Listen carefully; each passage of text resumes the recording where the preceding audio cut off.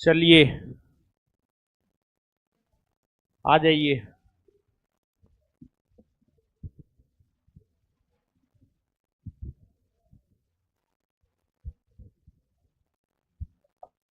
बढ़िया है। आइए तो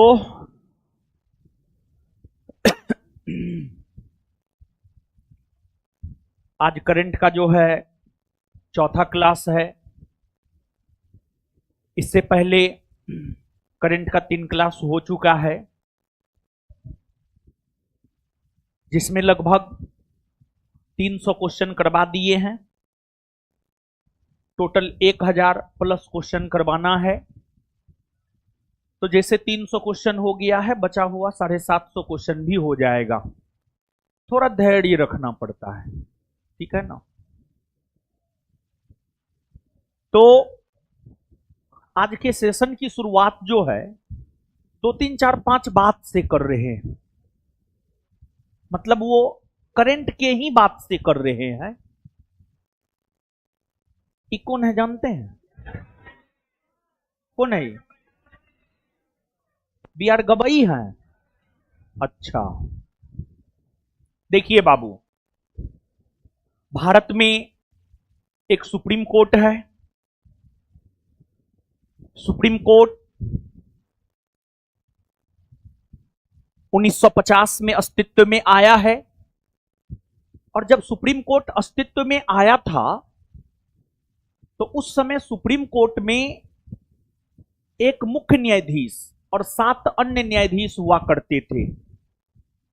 और वर्तमान में सुप्रीम कोर्ट में एक मुख्य न्यायाधीश तथा 33 अन्य न्यायाधीश होते हैं। हाल में सुप्रीम कोर्ट के 52वें मुख्य न्यायाधीश, 52 सुप्रीम कोर्ट के 52वें मुख्य न्यायाधीश बी आर गवई बने हैं। बी आर गवई बने हैं। और अगर देखा जाए तो सुप्रीम कोर्ट के प्रथम मुख्य न्यायाधीश सुकुमार सेन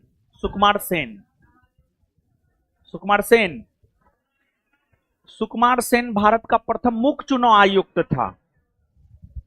सुप्रीम कोर्ट के प्रथम मुख्य न्यायाधीश कौन थे? हीरालाल जे कानिया। सुकुमार सेन प्रथम मुख्य चुनाव आयुक्त थे। और वर्तमान में जो मुख्य चुनाव आयुक्त है वो कौन है? ज्ञानेश कुमार। तो सुप्रीम कोर्ट के प्रथम मुख्य न्यायाधीश हीरालाल जे कानिया और 52 में है बी आर गवई।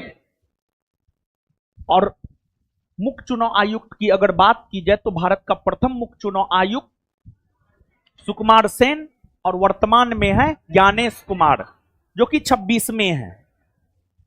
इसके अलावे अगर देखा जाए तो कुछ और, जैसे आपको कुछ चीज याद रखना है। जैसे आपको अगर देखा जाए तो वर्तमान में भारत का कैग कौन है? वर्तमान में भारत का अटॉर्नी जनरल ऑफ इंडिया कौन है? इसके बाद वर्तमान में अगर देखा जाए तो यूपीएससी के अध्यक्ष कौन है? इसके बाद तो इसी प्रकार से जो है कुछ नियुक्ति को हम लोग देखते हैं यहां पर। और इसके बाद फिर तो हम आगे बढ़ेंगे ही। तो वर्तमान में जो भारत के कैग हैं, कैग यानी controller and auditor general of India, यानी हिंदी में अगर कहे तो भारत के नियंत्रक एवं महालेखा परीक्षक। भारत के नियंत्रक एवं महालेखा परीक्षक।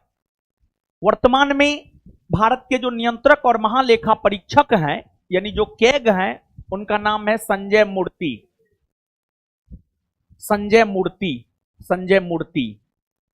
और जो कैग होते हैं, कैग भारत के सार्वजनिक संपत्ति का संरक्षक होता है। कैग की नियुक्ति अनुच्छेद 148 के तहत भारत के राष्ट्रपति करते हैं। और कैग अपना रिपोर्ट अनुच्छेद 151 के तहत राष्ट्रपति को देते हैं। राष्ट्रपति उसे संसद के पटल पर रखवाता है।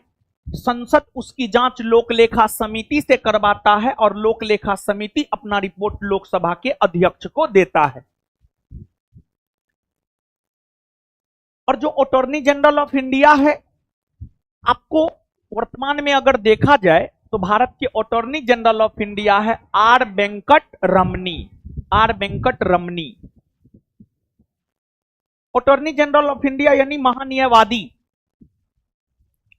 और जो महान्यायवादी होता है यह भारत सरकार का वकील होता है, भारत सरकार का कानूनी सलाहकार होता है, भारत का सर्वोच्च विधि अधिकारी होता है और इसकी नियुक्ति अनुच्छेद 76 के तहत भारत के राष्ट्रपति करते हैं। और वर्तमान में आर वेंकट रमनी जो है अटॉर्नी जनरल ऑफ इंडिया है, यानी भारत के महान्यायवादी हैं। वहीं अगर यूनियन पब्लिक सर्विस कमीशन की अगर हम बात करें तो इसे मेरिट पद्धति का प्रहरी कहा जाता है। यह एक संवैधानिक संगठन है और इस संगठन के जो वर्तमान में अध्यक्ष हैं वो है आपको अजय कुमार। कौन है? अजय कुमार। अजय कुमार, अजय कुमार। इसके बाद बाबू आपको 23वां विधि आयोग, 23वां विधि आयोग।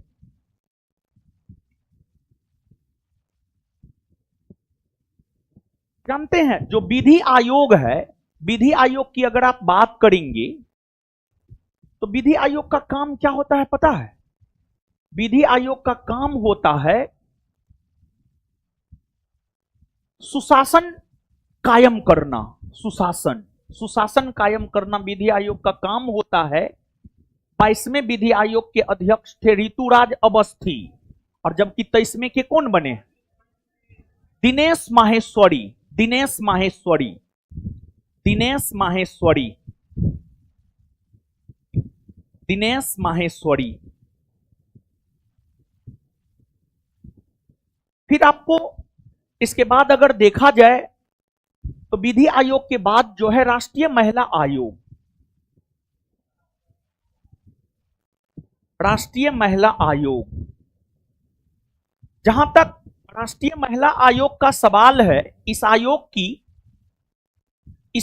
की प्रथम अध्यक्ष हुआ करती थी जयंती पटनायक, जबकि वर्तमान में अगर देखा जाए तो विजय रहाटकर। विजय रहाटकर।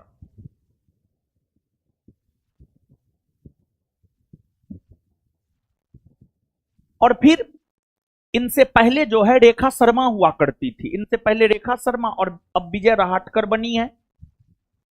राष्ट्रीय महिला आयोग के बाद अगर देखा जाए तो आपको एक है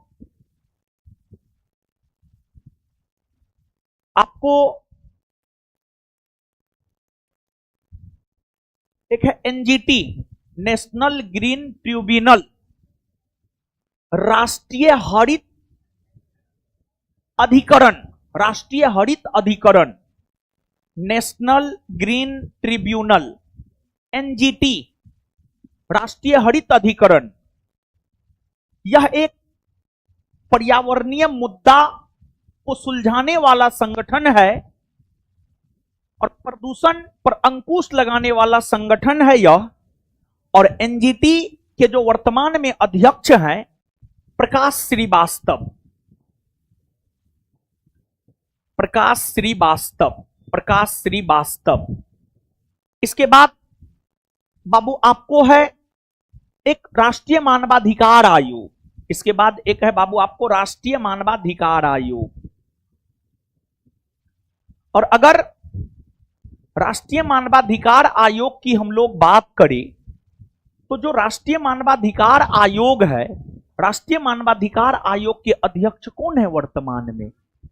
वर्तमान में वी सुब्रमण्यम। वर्तमान में वी सुब्रमण्यम वर्तमान में जो है राष्ट्रीय मानवाधिकार आयोग के अध्यक्ष हैं। राष्ट्रीय मानवाधिकार आयोग के अध्यक्ष हैं वी सुब्रमण्यम।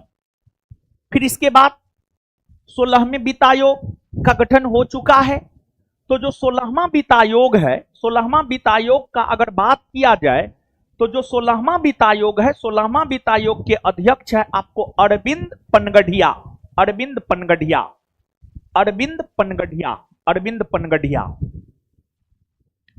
तो ये सब तमाम महत्वपूर्ण नियुक्तियां हैं, राष्ट्रीय नियुक्तियां हैं, और भी बहुत सारी महत्वपूर्ण नियुक्तियां हैं जिसकी चर्चा आगे हम आपके साथ करेंगे। फिर अंतर्राष्ट्रीय नियुक्ति की भी चर्चा हम आपके साथ करेंगे, क्योंकि जहां तक नियुक्ति का सवाल है यहां से लगभग हर परीक्षा में प्रश्न आता है। तो इसी वजह से मन में हुआ कि 2 4 5 महत्वपूर्ण नियुक्ति की चर्चा जो है हम आपके साथ कर ले। तो हम आपके साथ 2 4 5 महत्वपूर्ण नियुक्ति की चर्चा कर लिए हैं। फिर आगे भी हम आपके साथ जो है कुछ अन्य महत्वपूर्ण राष्ट्रीय और अंतर्राष्ट्रीय नियुक्ति की चर्चा आपके साथ करेंगे। तो आइए आप एक बार इसको, इतना जितना अभी 2 4 5 को बताए हैं, इतना जो है आप एक बार देख लीजिए, और इसके बाद फिर तो आगे है ये है।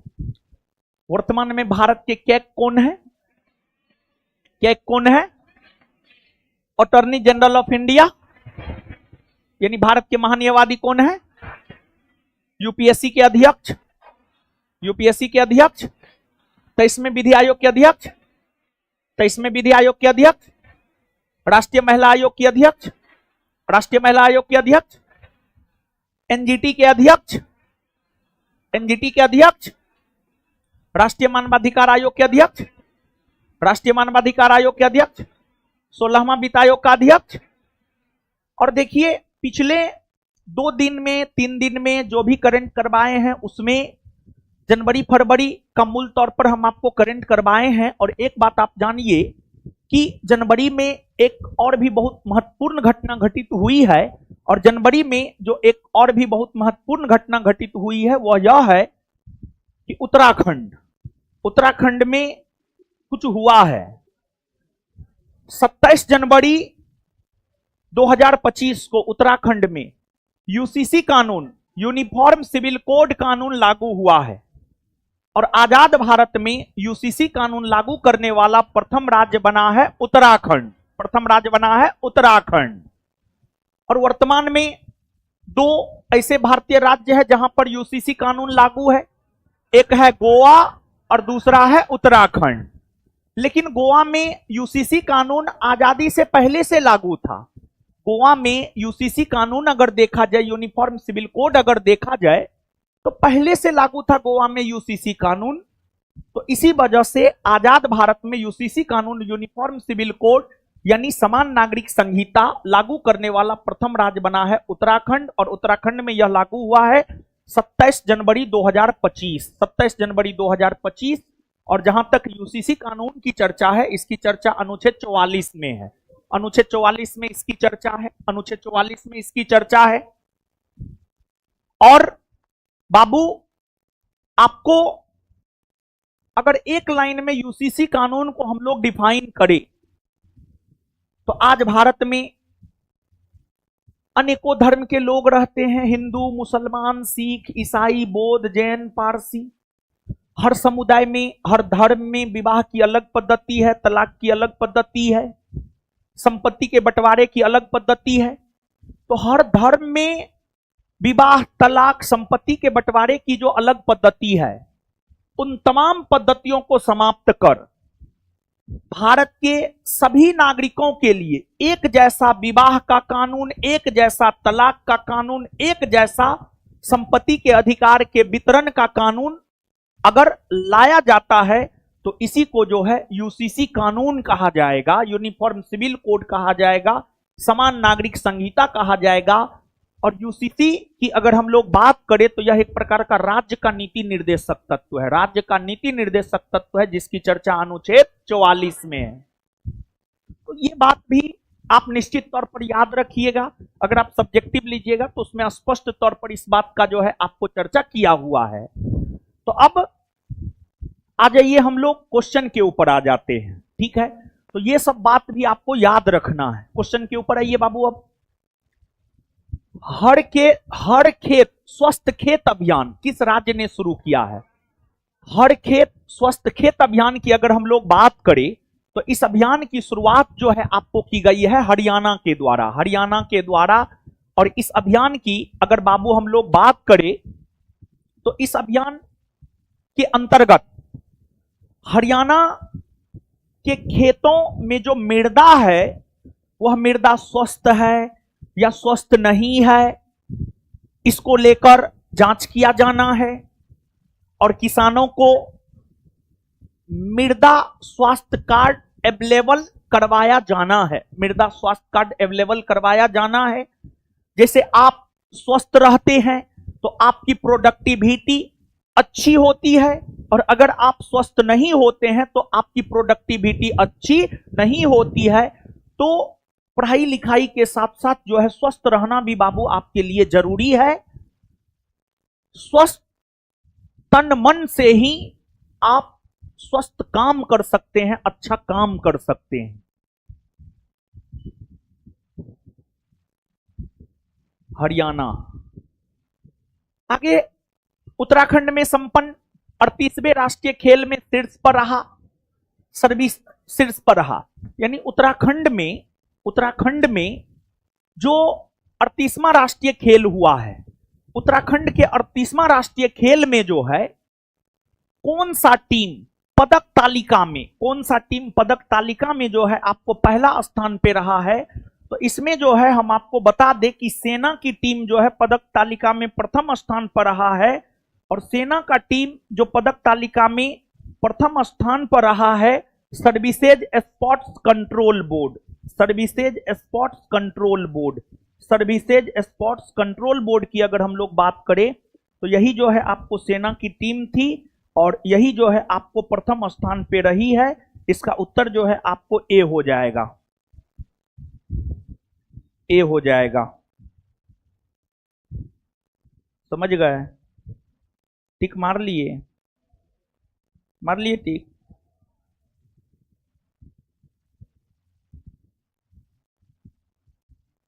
इसमें जो है कुछ बताना चाहते हैं हम आपको।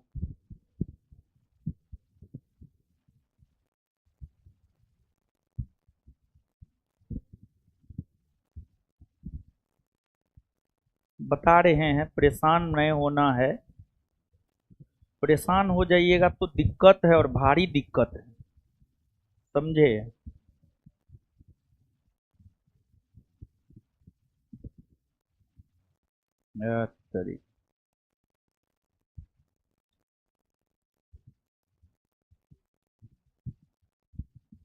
हाँ, इसमें जो है हम आपको ये बात बतलाना चाह रहे थे कि जो 38वां राष्ट्रीय खेल है, 38वां राष्ट्रीय खेल में पदक तालिका में तो प्रथम स्थान जो है सर्विसेज स्पोर्ट्स कंट्रोल बोर्ड का रहा है, सेना की टीम है यह।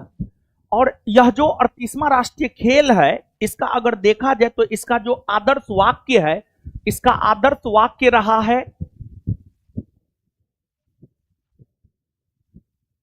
संकल्प से शिखर तक, संकल्प से शिखर तक, संकल्प से शिखर तक इसका आदर्श वाक्य रहा है।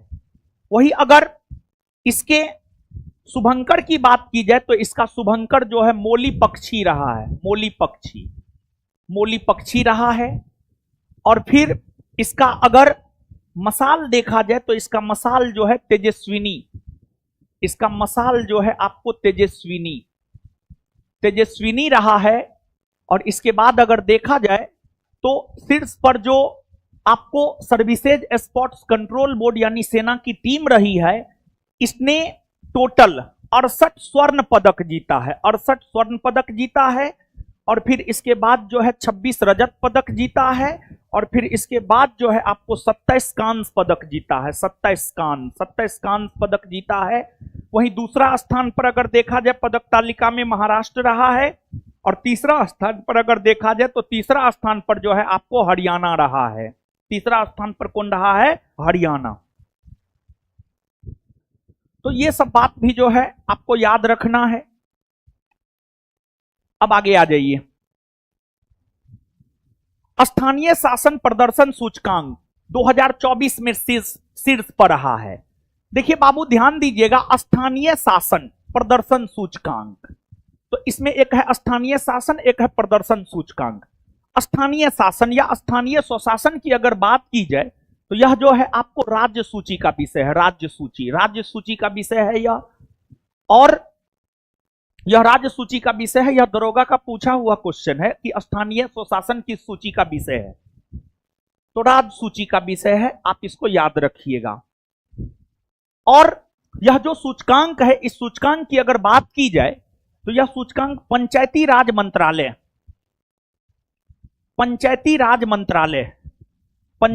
मंत्रालय के द्वारा जारी किया गया है। और इस सूचकांक में अगर देखा जाए तो शीर्ष पर रहा है कर्नाटक, को रहा है कर्नाटक रहा है। कौन सा देश दक्षिणी चीन सागर में अंतरिक्ष स्टेशन बनाएगा? दक्षिणी चीन सागर है तो स्वाभाविक सी बात है चीन ही बनाएगा, तो इसका उत्तर क्या हो जाएगा? चीन। ब्रिटिश अकादमी फिल्म पुरस्कार 2025 में सर्वश्रेष्ठ फिल्म का अवार्ड दिया गया है। ब्रिटिश अकादमी फिल्म पुरस्कार यानी बाफ्टा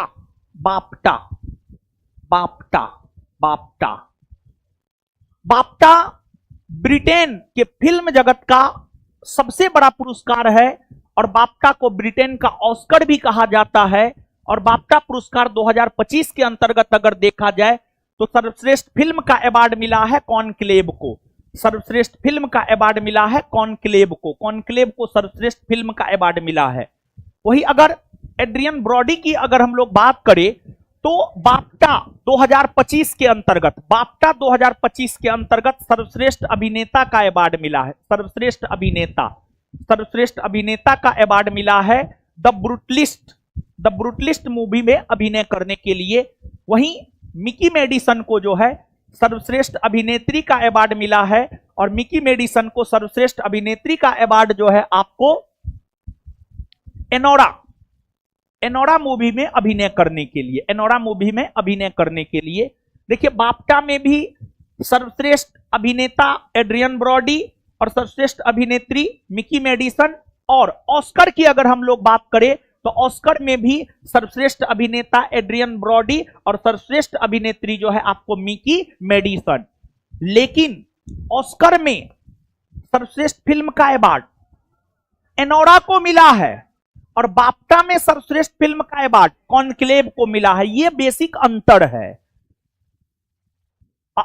ऑस्कर में सर्वश्रेष्ठ फिल्म का अवार्ड एनोरा को मिला है, और बाफ्टा में सर्वश्रेष्ठ फिल्म का अवार्ड कॉन्क्लेव को मिला है।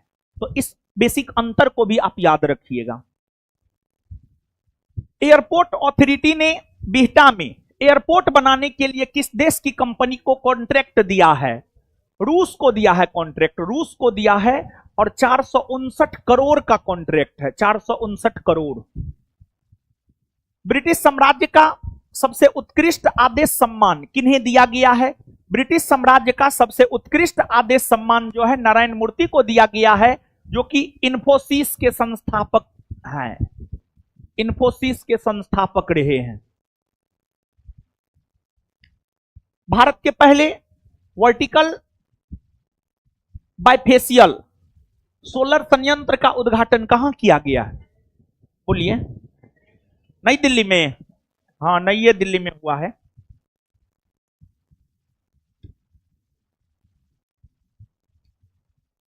नई दिल्ली में हुआ है।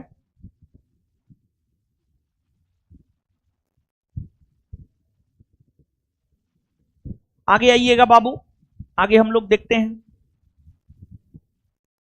नई दिल्ली। नेक्स्ट, किसे बीसीसी ने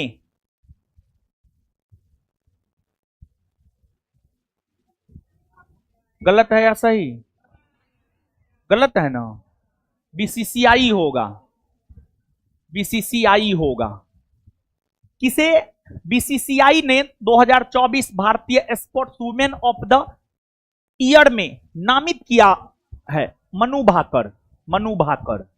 एगो है जानते हैं BBC, BBC sports women of the year किसे घोषित किया गया? अबनी लेखरा, अबनी लेखरा, अबनी लेखरा।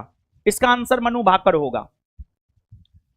संस्कृत भाषा के संरक्षण के लिए किस राज्य ने गार्गी संस्कृत बालिका छात्रवृत्ति योजना शुरू की है?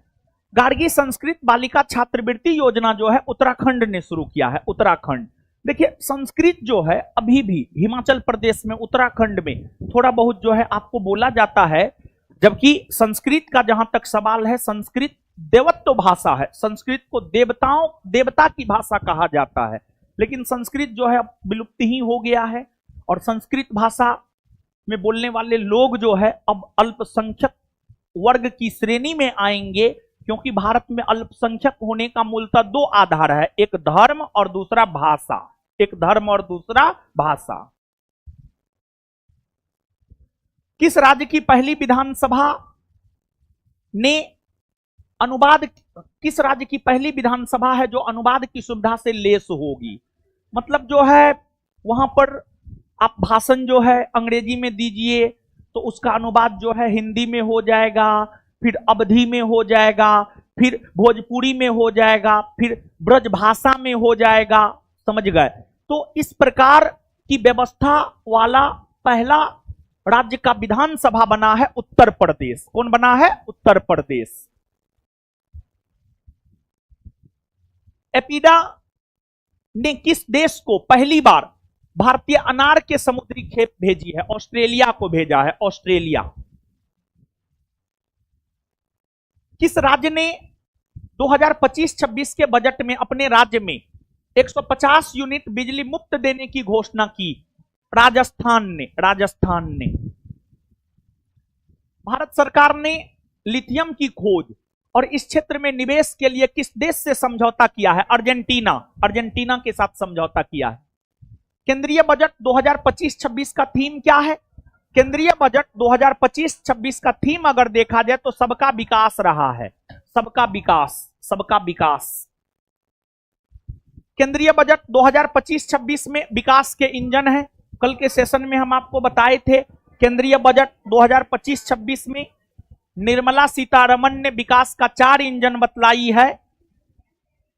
कृषि, एमएसएमई, निवेश और निर्यात। तो इसका उत्तर हो जाएगा सी। केंद्रीय बजट 2025-26 में विकास के ईंधन है। क्या है? समावेशी विकसित भारत, हमारे सुधार, एमएसएमई।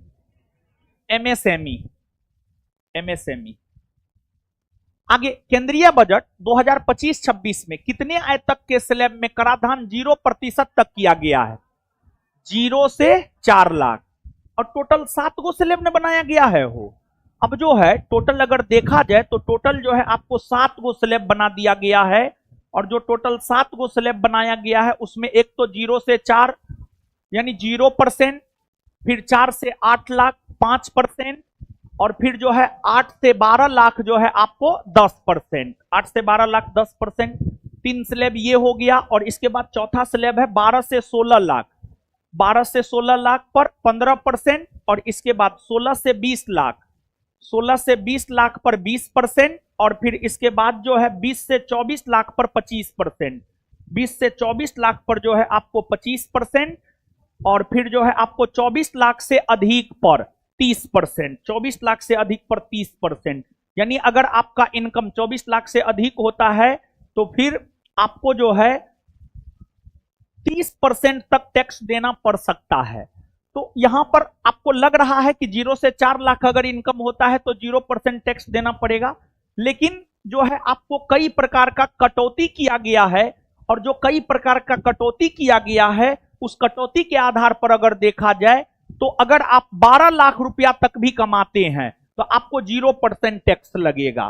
ठीक है, स्लैब ये है। 0 से 4 लाख रुपया कमाते हैं तो कुछ भी टैक्स नहीं लगेगा पर ईयर। 4 से 8 लाख कमाते हैं तो 5% लगेगा। 8 से 12 लाख कमाते हैं 10% लगेगा। 12 से 16 लाख वार्षिक कमाते हैं 15% लगेगा। 16 से 20 लाख वार्षिक कमाते हैं 20% लगेगा। 20 से 24 लाख वार्षिक कमाते हैं 25% लगेगा। 24 लाख प्लस कमाते हैं 30% लगेगा। लेकिन जो कटौती की गई है उस आधार पर जो है 12 लाख रुपया तक अगर आपका वार्षिक या सालाना इनकम है तो आपको टैक्स नहीं लगेगा। केंद्रीय बजट 2025-26 में राजस्व घाटा कितना प्रतिशत रहने का अनुमान लगाया गया है? 1.5%। 1.5% राजस्व घाटा रहने का अनुमान लगाया गया है। इसके बाद अगर देखा जाए तो आपको प्रभावी राजस्व घाटा, ये सब याद रखिएगा, प्रभावी राजस्व घाटा ये सब हम आपको समझाएंगे ना। जो अगर बिहार दरोगा बैच किए होंगे तो बिट्टू सर आपको ये सब बात समझाए होंगे, राजस्व घाटा क्या है, प्रभावी राजस्व घाटा क्या है, एकदम समझाए होंगे, 100% समझाए होंगे।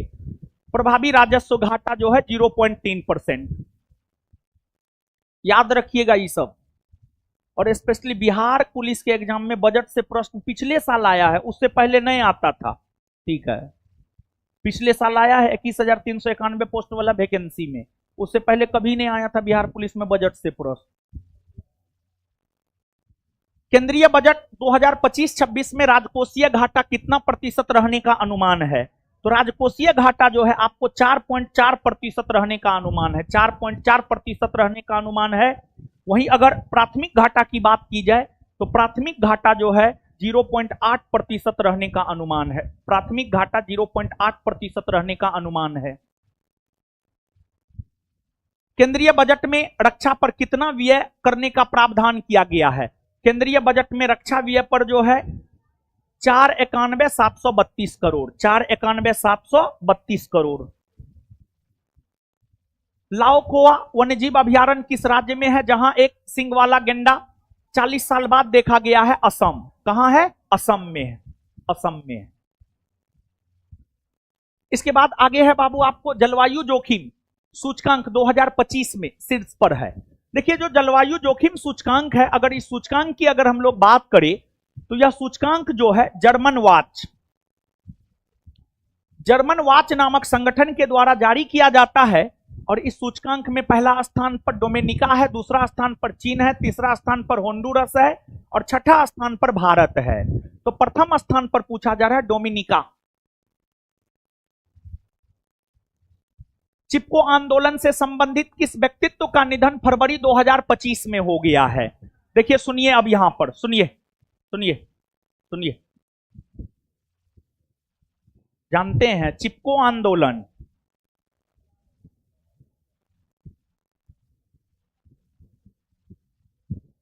एपिको आंदोलन,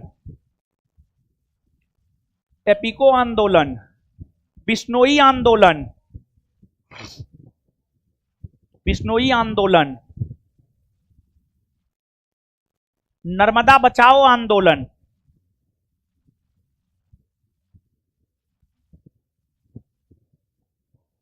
नर्मदा बचाओ आंदोलन, जानते हैं ई सब। इसके बाद एक और भूदान आंदोलन और ग्रामदान आंदोलन,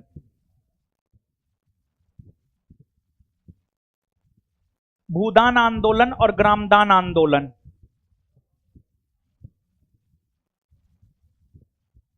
ठीक है, ये सब आंदोलन जो है याद रखना है किसका संबंध कौन चीज से है। यहां से एकदम प्रश्न आता है, चाहे वो दरोगा हो, सिपाही हो, बीपीएससी हो, यूपीएससी हो, कोई भी हो एग्जाम हो, यहां से प्रश्न हमेशा आता है। देखिए बाबू, चिपको आंदोलन, चिपको आंदोलन की शुरुआत उत्तराखंड के चमोली जिला में हुआ था। उत्तराखंड के चमोली जिला में, उत्तराखंड के चमोली जिला में हुआ था 1970 के दशक में, या 1973 आप कह सकते हैं, 1973 में। और इस आंदोलन की शुरुआत किनके द्वारा किया गया था? सुंदरलाल बहुगुणा, सुंदरलाल बहुगुणा और चंडी भट्ट, चंडी कुमार भट्ट और सुंदरलाल बहुगुणा, उनके द्वारा चिपको आंदोलन की शुरुआत उत्तराखंड के चमोली जिला से किया गया। सुंदरलाल बहुगुणा। अब देखिएगा बाबू आप कि चिपको आंदोलन पर्यावरण से संबंधित है। इस आंदोलन के जरिए वनों की कटाई के ऊपर रोक लगाने का प्रयास किया गया। इस आंदोलन से जुड़े जो लोग होते थे वो वृक्ष में जाकर चिपक जाते थे, वृक्ष में जाकर चिपक जाते थे। अगर किसी वृक्ष को काटने का काम किया जाता था तो वो वृक्ष में जाकर चिपक जाते थे और वृक्ष को नहीं काटने देते थे। यही चिपको आंदोलन है। और जिस प्रकार उत्तर भारत में वनों की कटाई पर रोक लगाने के लिए चिपको आंदोलन हुआ है, उसी प्रकार से दक्षिण भारत में कर्नाटक के क्षेत्र में वनों की कटाई पर रोक लगाने के लिए एपिको आंदोलन हुआ है। एपिको आंदोलन हुआ है, तो एपिको आंदोलन की अगर हम बात करें तो यह कर्नाटक में हुआ है। कर्नाटक, विशेष तौर पर कर्नाटक में, और वनों की कटाई से ही संबंधित है। फिर आपको बिश्नोई आंदोलन है। बिश्नोई आंदोलन की अगर बात की जाए तो यह आंदोलन राजस्थान में चलाया गया है। राजस्थान में अमृता देवी बिश्नोई के नेतृत्व में जो बिश्नोई आंदोलन है, बिश्नोई आंदोलन राजस्थान में अमृता देवी बिश्नोई के नेतृत्व में चलाया गया है, और इसका संबंध भी पर्यावरण से ही है। हुआ क्या था जानते हैं? राजा का महल बनाने के लिए वृक्ष की कटाई की जानी थी। तो राजा का महल बनाने के लिए जो वृक्ष की कटाई की जानी थी, उसका विरोध अमृता देवी बिश्नोई ने की। वही आंदोलन जो है बिश्नोई आंदोलन के नाम से जाना गया। तो कहीं ना कहीं बिश्नोई आंदोलन का भी संबंध अगर देखा जाए तो पर्यावरण से ही है। फिर नर्मदा बचाओ आंदोलन। नर्मदा नदी पर बांध की ऊंचाई बढ़ाने के विरुद्ध तथा नर्मदा नदी पर जो और भी कई सारे बांध बनाए जा रहे थे, उसको लेकर नर्मदा नदी को काफी क्षति हो रहा था,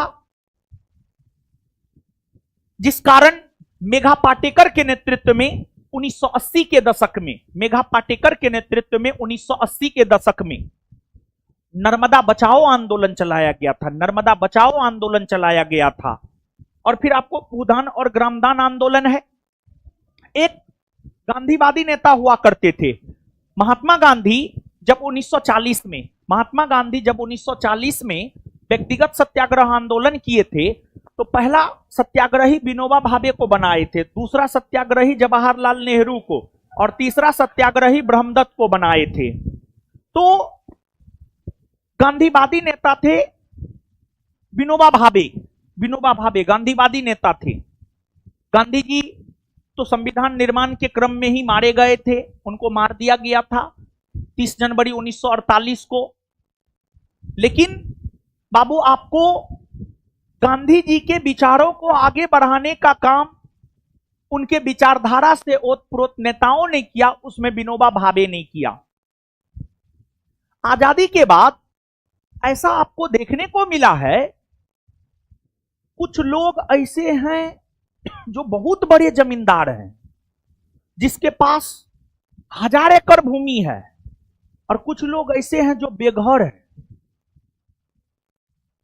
तो अरे सीधी सी बात है, जो अंग्रेजों की चाटुकारिता करता होगा अंग्रेज उसको जमीन दिया, जो अंग्रेजों की चाटुकारिता नहीं करता होगा अंग्रेज उसको जमीन नहीं दिया। तो भूदान और ग्रामदान आंदोलन का जो कंसेप्ट था वह यह था कि जिसके पास ज्यादा भूमि है उससे लेकर उस व्यक्ति को दे देना है जिसके पास भूमि नहीं है। भूदान और ग्रामदान आंदोलन का यही कंसेप्ट था। और यह जो भूदान और ग्रामदान आंदोलन है, यह आंदोलन जो है आपको चलाया गया है विनोबा भावे के द्वारा। विनोबा भावे के द्वारा जो है यह आंदोलन आपको चलाया गया है। तो इसको जो है आप याद रखिएगा। इसमें अगर आप देखेंगे कि चिपको आंदोलन से संबंधित किस व्यक्तित्व का निधन हो गया है, तो चिपको आंदोलन से संबंधित जो है ऑप्शन में बिमला बहुगुणा है ना, उसी का निधन हुआ है, Bimla Bahuguna. Project water worth को किसने लॉन्च किया है? मेटा ने। मेटा कंपनी है एक। किस संस्था ने विज्ञान में अधिक महिलाओं वाली दुनिया की कल्पना करे अभियान शुरू किया है? देखिए, महिलाओं को भी विज्ञान में आगे बढ़ाने के उद्देश्य से इस अभियान की शुरुआत जो है यूनेस्को के द्वारा किया गया। यूनेस्को के द्वारा किया गया है। United nation educational scientific cultural organisation के द्वारा किया गया है। और यूनेस्को का मुख्यालय कहां है? तो यूनेस्को का मुख्यालय है पेरिस में। फिर आपको यूनिसेफ, यूनिसेफ का मुख्यालय कहां है? न्यूयॉर्क में। न्यूयॉर्क में। इसमें बड़ी कंफ्यूजन होता है बच्चा को, और इसी वजह से बोर्ड इसको बार बार पूछता है। देखिए एक बात सीधी है, सीधी बात, नो बकवास। जहां पर आपको कंफ्यूजन होता है, जहां जहां आपको कंफ्यूजन होता है, बोर्ड वहीं से प्रश्न पूछता है। समझ गए? तो जो कंफ्यूजन वाला मसला हो ना, उसको अच्छे से सुलझा लिया कीजिए मेरे ख्याल से। WHO का मुख्यालय जेनेवा में है। फिर विश्व बैंक है, विश्व बैंक का मुख्यालय वाशिंगटन डीसी में है। वाशिंगटन डीसी में है। देश का पहला बायोपेक फजा नायडू हिमालयन जूलॉजिकल पार्क में प्रारंभ हुआ है। यह किस राज्य में है? यह पश्चिम बंगाल में है। पश्चिम बंगाल। प्रधानमंत्री योग पुरस्कार 2025 का आयोजन किस मंत्रालय द्वारा किया जा रहा है? प्रधानमंत्री योग पुरस्कार 2025 का आयोजन आयुष मंत्रालय द्वारा किया जा रहा है। और इसका उद्देश्य क्या है जानते हैं? एक तो इस पुरस्कार में 25 लाख रुपया दिया जाएगा। इसका उद्देश्य है योग के प्रति लोगों में एक प्रकार से जागरूकता फैलाना, और करे योग रहे निरोग। फ्यूचर ब्रांड इंडेक्स की ग्लोबल रैंकिंग 2024 में शीर्ष पर रहा है सैमसंग। फरवरी 2025 में किस राज्य ने गुटखा और पान मसाला पर पूर्णतः प्रतिबंध लगा दिया है? गुटखा और पान मसाला पर पूर्णतः प्रतिबंध लगाने वाला राज्य बना है झारखंड। झारखंड जानते हैं क्या इसका क्या मतलब है? झारखंड में गुटखा नहीं मिलता होगा? एकदम मिलता होगा। कानून तो बहुत कुछ है। कानून में तो 1961-62 से है दहेज प्रथा प्रतिबंधित है। दहेज नहीं लेते हैं? एकदम लेते हैं।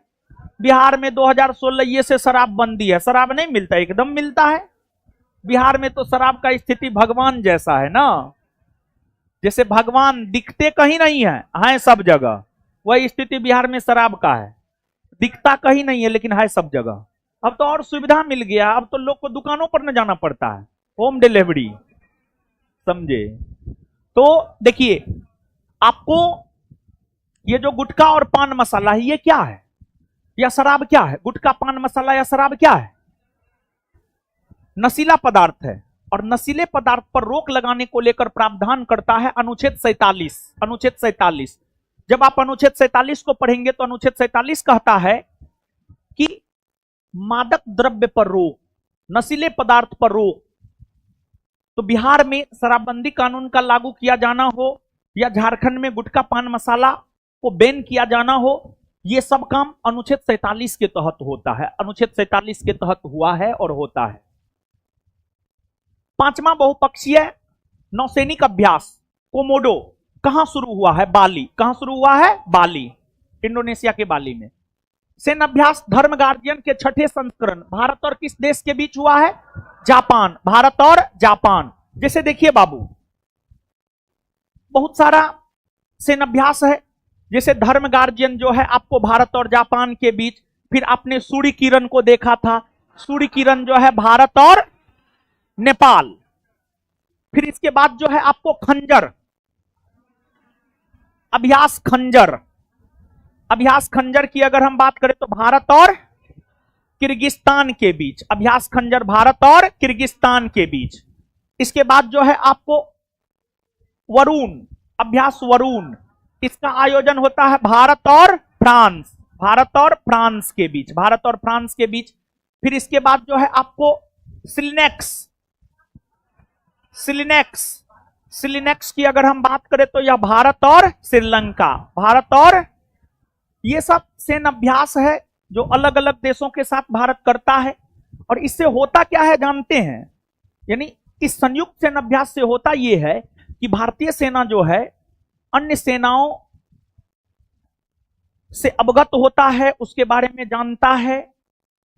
तो ये एक प्रकार से अच्छी पहल है। मतलब एक प्रकार से जो है बात करने से ही बात बनता है, बात नहीं करने से बात बिगड़ता है। समझ गए? वही चीज है एक प्रकार से आप कह सकते हैं। फरवरी 2025 में किस राज्य ने औद्योगिक पार्क और हरित ऊर्जा नीति 2025 को मंजूरी दी है? इसको मंजूरी देने वाला राज्य कौन है? असम। असम है। असम। असम। पहली बार अखिल भारतीय ट्रांसजेंडर सम्मेलन 2025 का आयोजन हुआ है, राजस्थान के अजमेर में हुआ है, राजस्थान के अजमेर में हुआ है। और जानते हैं ट्रांसजेंडर सम्मेलन का जो आयोजन हुआ है, ट्रांसजेंडरों को समाज में एक नई सामाजिक पहचान, समाज में एक नई सामाजिक पहचान को लेकर इस प्रकार के सम्मेलन का आयोजन जो है आपको किया गया है। और ट्रांसजेंडरों को सामान्य तौर पर जो है दृष्टिकोण से देखा जाता है, जो कि नहीं होना चाहिए, वो भी एक प्रकार के मानव ही है। तो एक मानव को जो सम्मान मिलता है, उसके साथ जो व्यवहार विचार होता है, वही ट्रांसजेंडरों के साथ भी होना चाहिए। ग्रीस का नया राष्ट्रपति किन्हें चुना गया है? कॉन्स्टेंटाइन टेसोलस। दूसरा अखिल भारतीय राज्य जल मंत्रियों का सम्मेलन कहां होगा? उदयपुर, राजस्थान के उदयपुर में। द्वितीय समाधान नवाचार के किन्हें 2024 हुरून उपलब्धि पुरस्कार दिया गया? डॉक्टर राजपी नारायणम, राजपी नारायणम, राजपी नारायणम। आगे आ जाइए बाबू। किस राज्य ने वंचित महिलाओं के उत्थान के लिए जी सफल योजना शुरू की है? जी सफल योजना की शुरुआत जो है आपको गुजरात के द्वारा किया गया है। और इस योजना के तहत जो है ना, महिलाओं को आर्थिक सहायता दी जानी है। गूगल ने भारत में अपना सबसे बड़ा ऑफिस कैंपस अनंत कहां खोला है? बेंगलुरु में खोला है, बेंगलुरु में। भारत के 26वें मुख्य चुनाव आयुक्त किन्हें बनाया गया है? ज्ञानेश कुमार। और आप सब लोग जानते हैं कि जो है निर्वाचन आयोग 3 सदस्यीय आयोग है, जिसमें एक मुख्य चुनाव आयुक्त तथा 2 अन्य चुनाव आयुक्त होते हैं। मुख्य चुनाव आयुक्त ज्ञानेश कुमार है और तथा 2 अन्य चुनाव आयुक्त में एक विवेक जोशी है और दूसरा सुखबीर सिंह संधू है। एक विवेक जोशी और दूसरा सुखबीर सिंह संधू। प्रसिद्ध तमिल कवि और दार्शनिक तिरुवल्लुवर की प्रतिमा कहां लगाया गया? फिलीपींस में, फिलीपींस में। फिलीपींस की राजधानी कहां? फिलीपींस यहां है, देखिए फिलीपींस की राजधानी कहां है? कहां है? अंतरराष्ट्रीय चावल अनुसंधान संस्थान कहां है? मनीला में है। राष्ट्रीय चावल अनुसंधान संस्थान ओडिशा के कटक में है। 8वां हिंद महासागर सम्मेलन किस देश में आयोजित हुआ है? 8वां हिंद महासागर सम्मेलन जो है ओमान के मस्कट में आयोजित हुआ है। और इसमें भारत के तरफ से भारत के विदेश मंत्री एस जयशंकर, भारत के विदेश मंत्री एस जयशंकर ने पार्टिसिपेट किया था। एस जयशंकर ने पार्टिसिपेट किया था। विश्व दृश्य श्रव्य और मनोरंजन सम्मेलन वेब्स 2025 का आयोजन कहां हुआ है? मुंबई में, मुंबई में।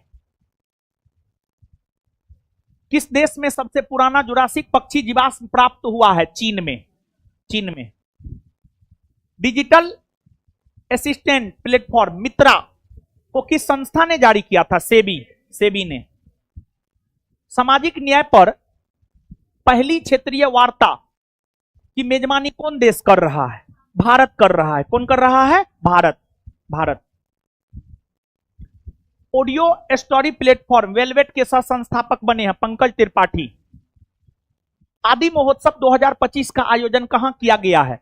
आदि महोत्सव 2025 का आयोजन जो है आपको नई दिल्ली में हुआ है और इसका उद्घाटन जो है राष्ट्रपति द्रौपदी मुर्मू के द्वारा किया गया है। और इस महोत्सव का उद्देश्य क्या है जानते हैं? भारत के जनजातियों के सांस्कृतिक विरासत को दिखाना और उसके समृद्धि के लिए, उसके विकास के लिए सरकार के द्वारा पहल किया जाना, आदि महोत्सव का यही उद्देश्य है। और राष्ट्रपति द्रौपदी मुर्मू भी तो आदिवासी समुदाय से ही बिलोंग करती है। पुस्तक the new icon Savarkar and the facts के लेखक कौन है? अरुण शौरी। कौन है? अरुण शौरी। पुस्तक आई एम के लेखक कौन है? पुस्तक आई एम के लेखक अगर देखा जाए तो गोपीचंद हिंदुजा, गोपीचंद हिंदुजा, गोपीचंद हिंदुजा। तो यहां पर जो है कुछ महत्वपूर्ण पुस्तक और उसका लेखक हम बता दे, लिखा दे, ऐसे सब्जेक्टिव नोट में है, ठीक है। लेकिन एक बार जो हम आपको बता देते हैं और लिखा देते हैं, काहे कि करंट संदर्भ में जो महत्वपूर्ण पुस्तक होता है, यहां से जो है आपको प्रश्न आता है। तो सब्जेक्टिव में जो आपको सब्जेक्टिव नोट है, उस नोट में जो आपको कुछ महत्वपूर्ण पुस्तक है उसको हम लिख देते हैं, बता देते हैं, याद कर लीजिएगा। एक तो जो अभी बताए हैं वो तो है ही, इसके अलावे जो है wild fictions, wild fictions essays, इसके रचयिता है अमिताभ घोष, इसके रचयिता है अमिताभ घोष। अमिताभ घोष जानते हैं, अमिताभ घोष जो है ये अंग्रेजी लेखक है और अंग्रेजी भाषा में ज्ञानपीठ पुरस्कार पाने वाला प्रथम व्यक्ति अमिताभ घोष ही है। इसके बाद आगे है आपको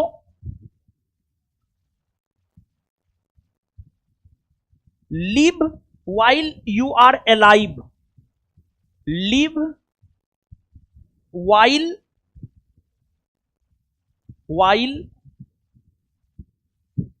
यू आर अलाइव, इसके रचयिता अगर देखा जाए तो इसके रचयिता है आपको शिव खेड़ा। शिव खेड़ा बहुत बड़ा मोटिवेटर है, ये इंटरनेशनल मोटिवेटर है। आगे है who cares win, who cares wins, इसके रचयिता है वाईके जोशी, वाईके जोशी, वाईके जोशी, वाईके जोशी। फिर इसके बाद आगे है बाबू आपको how India scaled, how India scaled, scaled, इसके रचयिता अगर देखा जाए तो इसके रचयिता है आपको अमिताभ कांत, अमिताभ कांत, अमिताभ कांत, अमिताभ कांत। ये सब जो है कुछ प्रमुख पुस्तक है। फिर इसके बाद आगे है parliament, parliament power functions and privilege, parliament power functions and privilege, privilege, इसके रचयिता है आपको डॉक्टर के एस चौहान, डॉक्टर के एस चौहान।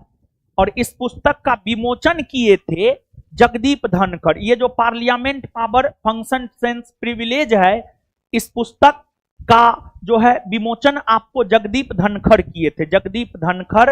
और ये जो है वर्तमान में उपराष्ट्रपति हैं, और जो उपराष्ट्रपति होता है वही राज्यसभा का सभापति भी होता है। और उपराष्ट्रपति बनने से पहले जो है ये पश्चिम बंगाल के राज्यपाल हुआ करते थे, पश्चिम बंगाल के राज्यपाल हुआ करते थे। तो ये भी कुछ पुस्तक है।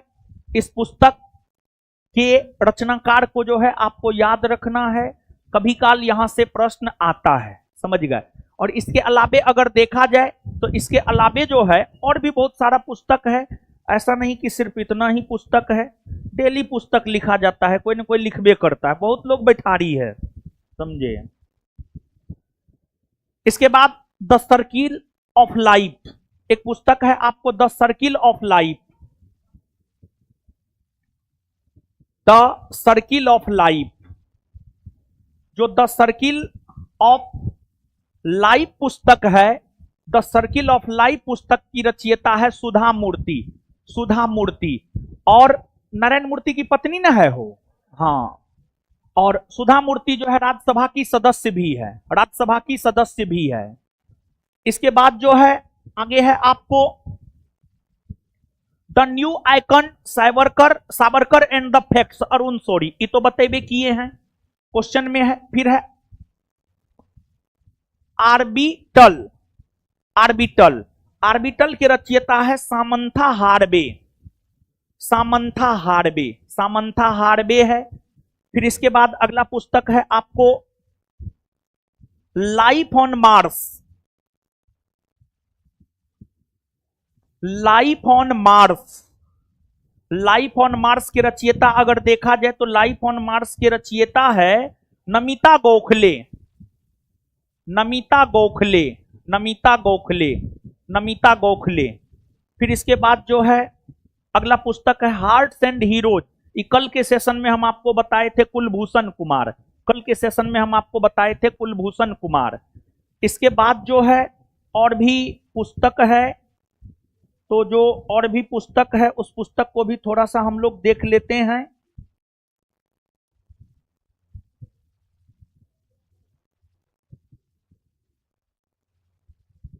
आगे है आपको एक पुस्तक दिया सलाई, आगे एक पुस्तक है आपको दिया सलाई।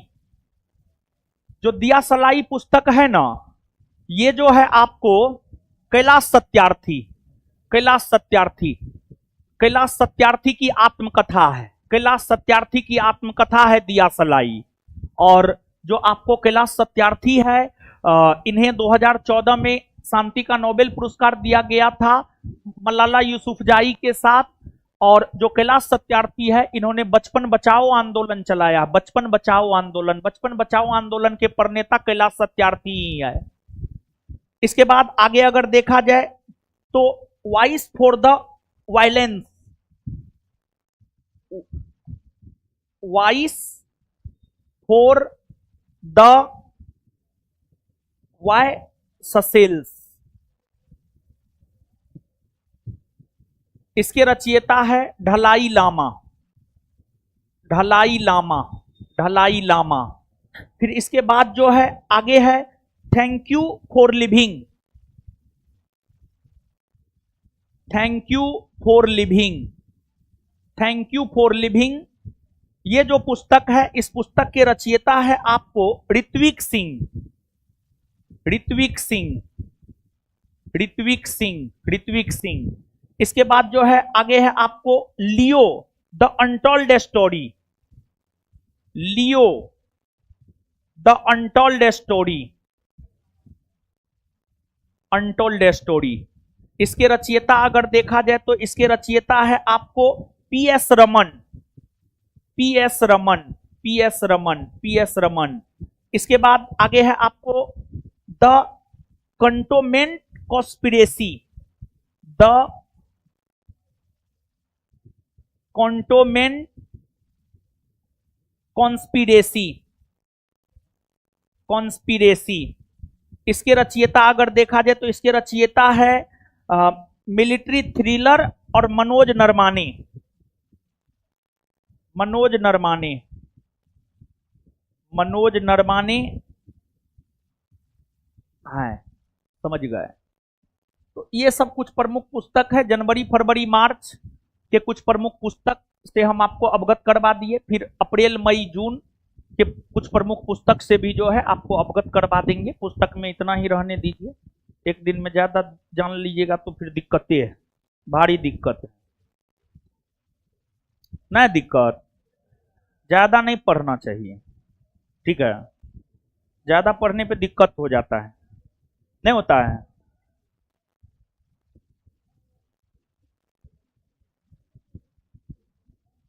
चलिए आगे आइए, लिख लिए,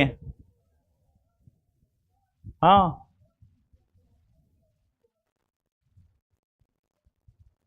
आगे आइए ना। उत्कृष्ट धातु ढलाई कलाकृति डोकरा का संबंध किस राज्य से है? इसका संबंध अगर देखा जाए तो इसका संबंध जो है आपको छत्तीसगढ़ से है। जानते हैं बाबू, भारत के प्रधानमंत्री नरेंद्र मोदी ने फ्रांस के राष्ट्रपति इमैनुअल मैक्रा को एक जो है उपहार स्वरूप एक आप कहिए कलाकृति दिया है जिसका नाम ढोकरा है, समझ गए। और इसका संबंध जनजातीय समूह से है, आदिवासी से है, जनजातीय समूह से है, आदिवासी से है। तो छत्तीसगढ़ सब में भारी मात्रा में आदिवासी समुदाय के लोग रहते हैं। कलाकृति डोकरा का संबंध जनजातीय समूह से है। आगे है लेसेंट की रिपोर्ट के अनुसार पिछले 3 दशकों में वैश्विक आत्महत्या दर में कितने प्रतिशत की कमी आई है? 40%, 40%। और भारत में भी जो है आत्महत्या में 30% की कमी आई है। टाइम पत्रिका ने किन्हें 2025 की वुमेन ऑफ द ईयर के रूप में चुना है पूर्णिमा देवी बर्मन, पूर्णिमा देवी बर्मन, पूर्णिमा देवी बर्मन। और ये असम की है, असम की है। और सारस समझते हैं, सारस पक्षी, सारस पक्षी को संरक्षण प्रदान करने को लेकर जो है असम की रहने वाली पूर्णिमा देवी बर्मन जो है काम करती है। और इसी वजह से टाइम पत्रिका ने उन्हें 2025 का वुमेन ऑफ द ईयर घोषित किया है। ग्रेट बैकयार्ड बर्ड काउंट में लगातार तीसरे वर्ष पक्षी गणना में भारत में शीर्ष पर रहा है। यानी सबसे ज्यादा प्रजाति का पक्षी कहां पाया जाता? पश्चिम बंगाल। कहां? पश्चिम बंगाल, पश्चिम बंगाल। फोर्ब्स बिलियनियर सूची 2024 में दुनिया की सबसे अमीर महिला है एलिस वाल्टन, वॉलमार्ट से संबंधित है। फरवरी 2025 में किस भारतीय को ब्रिटेन ने मानद नाइटहुड की उपाधि से सम्मानित किया है?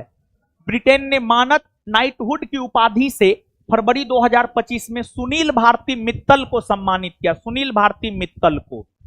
देखिए, इन्हें जो मानद नाइटहुड की उपाधि दिया गया है, भारत और ब्रिटेन के बीच संबंध को मजबूत बनाने में इनके योगदान को लेकर जो है इन्हें यह पुरस्कार दिया गया है। वर्ष 2024 में सबसे ज्यादा आईपीओ द्वारा फंड जुटाने में शीर्ष पर कौन सा देश रहा है? भारत। प्रधानमंत्री किसान सम्मान निधि के 19वीं किस्त को पीएम नरेंद्र मोदी ने कहां से जारी किया है? बिहार से जारी किए थे। आप सब लोग जानते हैं ये जो प्रधानमंत्री किसान सम्मान निधि योजना है, इसकी घोषणा 1 फरवरी 2019 को हुआ था। बजट पेश करते हुए इसकी घोषणा हुई थी, लेकिन इसको लागू 3 माह पहले से किया गया। इसको लागू जो है 1 दिसंबर 2018 से किया गया। और इस योजना के तहत जो है प्रति वर्ष किसानों को 6,000 रुपया दिया जाता है। और प्रति वर्ष किसानों को 6,000 रुपया जो दिया जाता है, एक बार में ही फंड नहीं ट्रांसफर कर दिया जाता है, बल्कि 3 किस्त में किसान के अकाउंट में पैसा जाता है। पहला किस्त 2,000, दूसरा किस्त 2,000, तीसरा किस्त 2,000, बात खत्म। और जानते हैं, आपको जो खाता उता मोदी जी खुलवाए थे, इसी सब के वजह से तो खाता उता खुलवाए थे।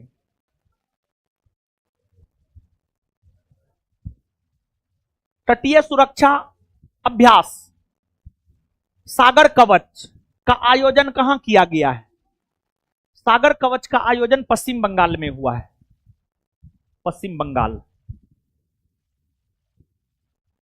100वें स्कॉच सम्मेलन में किस राज्य की वन परियोजना को स्कॉच पुरस्कार 2024 से सम्मानित किया गया? नागालैंड।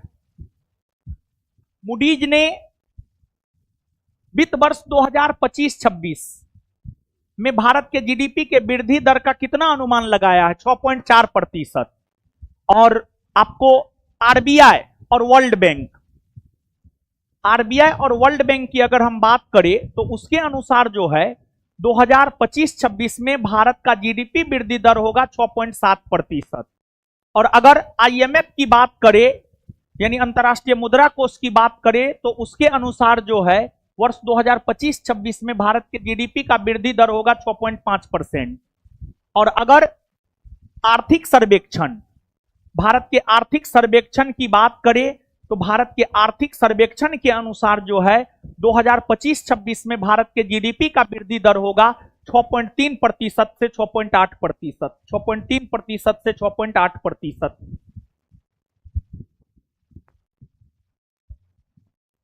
कौन सा देश स्पेस एजेंसी चंद्र मिशन एथेना लॉन्च करेगी?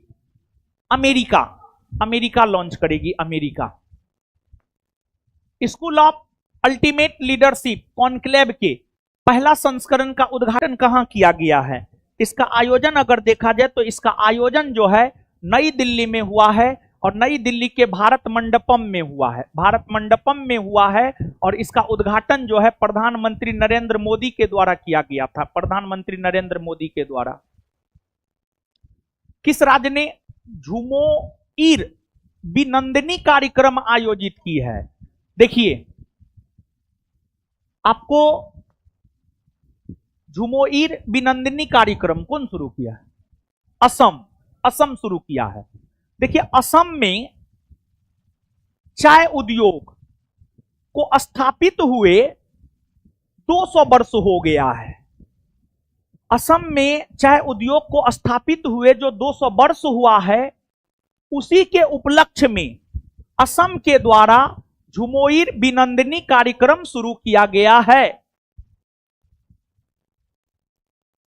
सेनाभ्यास जल थल रक्षा 2025 का आयोजन बेट द्वारिका राजस्थान में किया गया। इसमें शामिल बल है भारतीय सेना और एनएसजी, भारतीय तटरक्षक बल और मरीन पुलिस, वन विभाग, समुद्री बोर्ड, गुजरात ऊर्जा विभाग, उपरोक्त सब शामिल हुआ था इसमें। समझ गए? इसमें जो है बाबू आपको सब शामिल हुआ था। ऑर्गेन डोनर अंगदाताओं के उनके जीवन रक्षक योगदान के लिए कौन सा प्रदेश राजकीय सम्मान से सम्मानित करेगा? पुडुचेरी। किस राज्य ने सरकारी स्कूली बच्चों के लिए दुर्घटना बीमा योजना शुरू की है? राजस्थान शुरू किया, राजस्थान। दूसरा, संयुक्त राष्ट्र खाद्य प्रणाली शिखर सम्मेलन 2025 का आयोजन कहां किया जाएगा? इसका आयोजन जो है इथियोपिया के आदिस अबाबा में होना है। इथियोपिया के आदिस अबाबा में, इथियोपिया का राजधानी नगर भी है। वैज्ञानिकों ने क्यूबिक किलोमीटर न्यूट्रिनो टेलीस्कोप वेधशाला का उपयोग करके किस सागर में न्यूट्रिनो की खोज की है? भूमध्य सागर में। और भूमध्य सागर की अगर आप बात करेंगे तो भूमध्य सागर कहां है जी? ये है भूमध्य सागर जी। हाँ, भूमध्य सागर यही है। यूरोप अफ्रीका के बीच में यही भूमध्य सागर है। मैसाचुसेट्स की गवर्नर मोरा हिली ने किन्हें गवर्नर प्रशस्ति पत्र दिया है? नीता अंबानी को दिया है। किसे दिया है? नीता अंबानी। केंद्र सरकार ने किस कक्षा के पाठ्यक्रम में प्रारंभिक जीवन रक्षक प्रशिक्षण शामिल करने का निर्णय लिया है? 9वीं। फरवरी 2025 में जैव विविधता पर कन्वेंशन के लिए COP16 का आयोजन कहां हुआ? COP16 का आयोजन जो है रोम में हुआ, रोम में। जैविक तरीकों का उपयोग करके बायोपॉलीमर का उत्पादन हेतु भारत का पहला बायोपॉलीमर प्लांट कहां शुरू किया गया? लखीमपुर खीरी, उत्तर प्रदेश में है। उत्तर प्रदेश के लखीमपुर खीरी में। सेपक टकरा वर्ल्ड कप 2025 के लोगो एवं शुभंकर का अनावरण किसने किया है? देखिए, ये जो सेपक टकरा है ना, मलेशिया का खेल है और इसका आयोजन हाल में बिहार के पटना में हुआ है। इधर कंकरबाग में जो पाटलिपुत्रा कॉम्प्लेक्स है वहां पे हुआ है। समझ गए? और बिहार के पटना में हुआ है तो बिहार के मुख्यमंत्री ही उद्घाटन किए होंगे। नीतीश जी उद्घाटन किए थे, नीतीश कुमार। 9वीं एशिया आर्थिक वार्ता का आयोजन कहां किया गया है? इसका आयोजन हुआ है महाराष्ट्र के पुणे में। किस राज्य ने अपना पहला ग्रीन बजट पेश किया है? राजस्थान। किस राज्य सरकार ने गवाह सुरक्षा योजना शुरू किया है?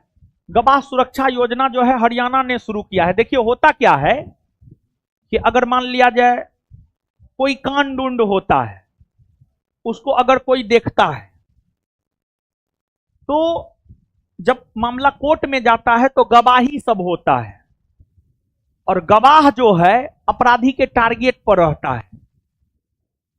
गवाह को तथा जिसके साथ कांड हुआ है उन दोनों को सुरक्षा प्रदान करने को लेकर, यानी गवाह सुरक्षित रहे और जिसके साथ गलत हुआ है वो भी सुरक्षित रहे, उन दोनों को सुरक्षा प्रदान करने को लेकर जो है गवाह सुरक्षा योजना की शुरुआत जो है आपको हरियाणा की राज्य सरकार के द्वारा किया गया है। मेमोरी लीग विश्व चैंपियनशिप 2025 का खिताब किसने जीता है? विश्वा राजकुमार ने जीता है। किस हवाई अड्डा ने प्रतिष्ठित सर्वश्रेष्ठ सुरक्षा पुरस्कार का अवार्ड हासिल किया है? सर्वश्रेष्ठ सुरक्षा पुरस्कार का अवार्ड हासिल किया है मोपा एयरपोर्ट, और मोपा एयरपोर्ट गोवा में है। मोपा एयरपोर्ट जो है आपको कहां है? गोवा में, गोवा में है। अच्छा एक बात बताइए, बताइए फटाफट, गुरु रामदास अंतरराष्ट्रीय हवाई अड्डा कहां है? पंजाब में। कहां है? इंदिरा गांधी अंतरराष्ट्रीय हवाई अड्डा कहां है? कहां है? नई दिल्ली में। इसके बाद आगे बताइएगा आप हमको, चौधरी चरण सिंह अंतरराष्ट्रीय हवाई अड्डा है उत्तर प्रदेश के लखनऊ में है। चलिए इसके बाद आगे बताइएगा, जयप्रकाश नारायण अंतरराष्ट्रीय हवाई अड्डा कहां है? बिहार में है। हाँ बिहार में है। इसके बाद आगे बताइएगा, सुभाष चंद्र बोस अंतरराष्ट्रीय हवाई अड्डा कहां है? कोलकाता में है, कोलकाता में। गोपीनाथ बारदोलोई अंतरराष्ट्रीय हवाई अड्डा कहां है? असम में है। इसके बाद आगे बताइएगा,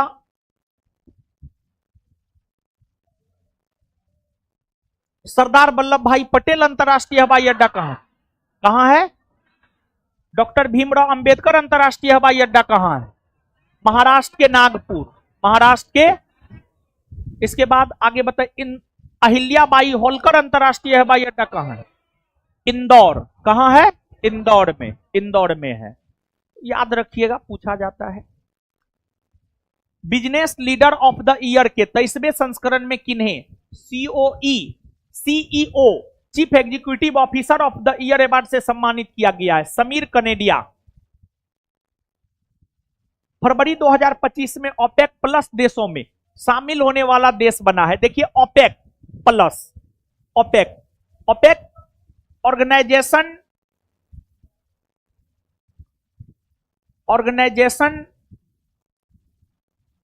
ऑफ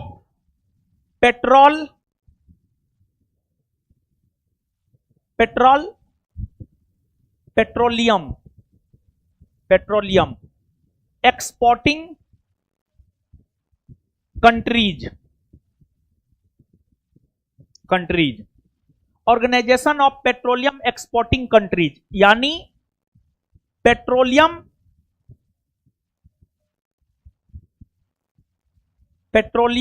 निर्यातक समूहों वाला देश। ओपेक के अंतर्गत जो भी कंट्री आता है ना, ओपेक में 13 कंट्री आता है, और ओपेक की स्थापना 1960 में हुई है। इसका मुख्यालय वियना में है, ऑस्ट्रिया के वियना में है, और सबसे ज्यादा पेट्रोलियम पदार्थों का निर्यात जो है ओपेक के सदस्य राष्ट्रों के द्वारा ही किया जाता है। और ओपेक प्लस देशों में शामिल होने वाला देश बना है ब्राजील। कौन बना है? ब्राजील, ब्राजील बना है, ब्राजील। अंतरराष्ट्रीय समुद्री नेविगेशन सहायता संगठन का उपाध्यक्ष किन्हें चुना गया है? भारत को चुना गया, भारत। डिजिटल लाइसेंस जारी करने वाला दूसरा देश कौन बना है?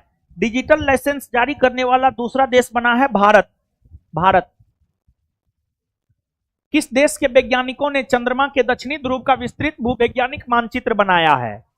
देखिए भारत का जो चंद्रयान गया है दक्षिणी ध्रुव पर न गया है, तो भारत ने होगा उत्तर, भारत होगा। कॉमन सेंस वाला क्वेश्चन था। एशिया की पहली वैश्विक हाइपरलूप प्रतियोगिता 2025 की मेजबानी करेगा आईआईटी मद्रास। किस राज्य ने सत्र 2025-26 से अपने विद्यालयों में तेलुगु भाषा को अनिवार्य कर दिया गया था? तेलंगाना। और जानते हैं बाबू, तेलुगु भाषा के लिए ही एक राज्य आंध्र प्रदेश बनना चाहिए, इसको लेकर पौटली श्रीरामुलु आमरण अनशन पर बैठे थे, और 56 दिन के आमरण अनशन के बाद मर गए, समझ गए। और फिर तेलुगु भाषी लोगों के लिए ही आंध्र प्रदेश बना था, और आंध्र प्रदेश का विभाजन होकर ही 2 जून 2014 को तेलंगाना बना है। तो आंध्र प्रदेश के साथ साथ तेलंगाना में भी जो है तेलुगु भाषा का बड़ी महत्व है, और आंध्र प्रदेश स्वतंत्र भारत में जो है भाषाई आधार पर गठित होने वाला प्रथम राज्य है। ग्रामीण सड़क नेटवर्क में सुधार के लिए प्रगति पथ योजना किस राज्य ने शुरू किया है? प्रगति पथ योजना जो है कर्नाटक ने शुरू किया है। किसने शुरू किया है? कर्नाटक। इतना योजना सब है ना, आदमी कंफ्यूज हो जाएगा। कार्बन बाजार पर पहला अंतर्राष्ट्रीय सम्मेलन प्रकृति कहां आयोजित किया गया है? इसका आयोजन हुआ है नई दिल्ली में। किसने 14वां एशियाई स्नूकर चैंपियन 2025 का खिताब जीता है? यह खिताब जीता है पंकज आडवाणी। किस देश ने चीन के साथ $8 बिलियन मूल्य के रेल संपर्क को मंजूरी दी है? वियतनाम ने। महिला शांति सैनिकों का पहला सम्मेलन कहां आयोजित किया गया है? यह आयोजन हुआ है कहां हो? नई दिल्ली में। माउंट डुकोनो ज्वालामुखी में विस्फोट हुआ है, यह किस देश में स्थित है? इंडोनेशिया। और अच्छा एक बात बताइए, सर्वाधिक द्वीपों वाला देश, विश्व में सर्वाधिक द्वीपों वाला देश इंडोनेशिया। विश्व का सबसे बड़ा द्वीप ग्रीनलैंड ना। ग्रीनलैंड पर कौन देश का अधिकार है? डेनमार्क का। किसका? डेनमार्क का अधिकार है। और इसके बाद आगे जो है भारत में भी अनेकों द्वीप है, समझ गए। जैसे अंडमान निकोबार द्वीप समूह तो एक द्वीप समूह ही है, लक्षद्वीप है, फिर माजुली द्वीप है, अनेकों द्वीप है, विलवर द्वीप है। अंतर्राष्ट्रीय मातृभाषा दिवस मनाया जाता है 21 फरवरी। कल ने बताए थे वो। मुख्य आर्थिक सलाहकार वी अनंत नागेश्वरम का कार्यकाल बढ़ाया गया मार्च 2027 तक। अमेरिकी जांच एजेंसी FBI के निदेशक किन्हें नियुक्त किया गया? काश पटेल। ये भारतीय मूल का है, ये भारतीय मूल का है, ठीक है। मतलब इसका ओरिजिन भारत से रहा है, लेकिन वर्तमान में ये अमेरिका का नागरिक है, समझ गए। भारतीय मूल का है ये। पुस्तक life of Mars collected story के लेखक कौन है? नमिता गोखले। नमिता गोखले। भारत के चुनाव आयुक्त के पद पर फरवरी 2025 में किन्हें नियुक्त किया गया था? विवेक जोशी। विवेक जोशी। केंद्रीय उत्पाद शुल्क दिवस कब मनाया जाता है? 24 फरवरी। वनडे इंटरनेशनल क्रिकेट में सबसे तेज 10,000 रन बनाने वाला खिलाड़ी कौन बना है? विराट कोहली बना है। विराट कोहली। विराट कोहली। भारत के लिए सबसे तेज 200 क्रिकेट विकेट लेने वाला गेंदबाज कौन बने? मोहम्मद शमी। मोहम्मद शमी। मोहम्मद शमी।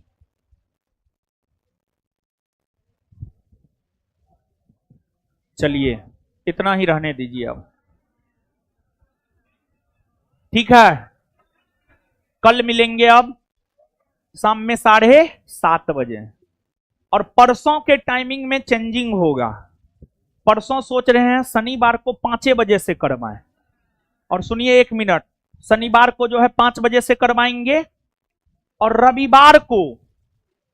रविवार से जो है रविवार को हिस्ट्री, पॉलिटी, ज्योग्राफी के 300 क्वेश्चन का डिस्कशन करवाएंगे, जो बिहार पुलिस वालों के लिए महत्वपूर्ण होगा, समझे। हिस्ट्री, पॉलिटी, ज्योग्राफी का 300 क्वेश्चन रविवार को शाम में 7:30 बजे से करवाएंगे। रविवार को शाम में 7:30 बजे से करवाएंगे, या 8 बजे से, सॉरी 8 बजे से करवाएंगे, सॉरी 8 बजे से, 8 बजे से, 8 बजे से, 8 बजे से यूट्यूब चैनल पे करवाएंगे।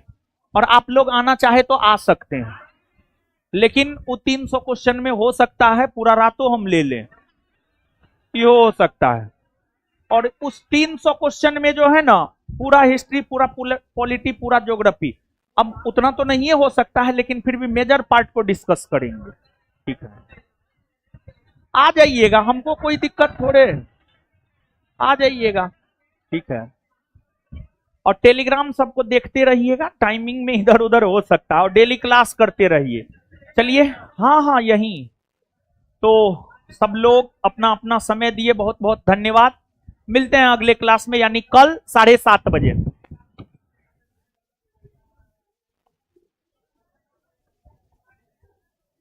और रिवीजन करते हैं ना, वो घर पे जाके एक बार देखिए, तभी फायदा है, नहीं देखिएगा तो कोई फायदा ना है।